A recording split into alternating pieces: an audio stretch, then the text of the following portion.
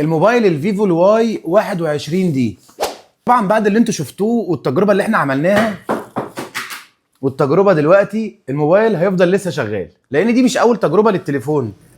ادي التليفون بعد الخبطه، في هنا مكان الخبطه اهو، بس ولا تاثير ولا عمل علامات في الفريم بتاعه ولا اي حاجه تخليك بص تدعو للخوف. يعني بص التليفون عامل ازاي هنا في الاضاءه اكتر. بص الموبايل فعلا قوي وشكله هيحتل فئه تحت 10000 جنيه وهيكتسح بجداره، والحمد لله الموبايل شغال وما فيهوش اي حاجه. بص ولا اي حاجه ولا كلام.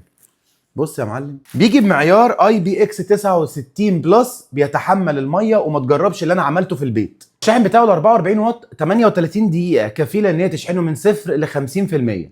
بيجي ببطاريه 6500 ملي امبير، فبيقعد معاك وقت طويل جدا في الاستخدام. وسماعات ستيريو بتديك اداء صوت 400%، بشاشه 6.7 انش وب90 هرتز، وكل ده تحت ال 10000 جنيه.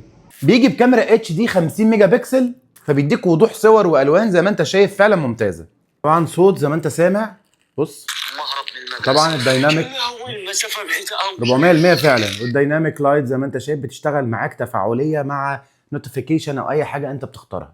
هاي ريز، وطبعا ما بيخلاش من الاي اي ومميزات الاي اي في حذف الصور وتعديل الصور. ده باختصار شرح سريع ومختصر للجهاز الجبار الفيفو واي 21 دي. لو عجبك الفيديو ما تنساش تعمل لايك وشير عشان تشوف كل جديد. باي باي.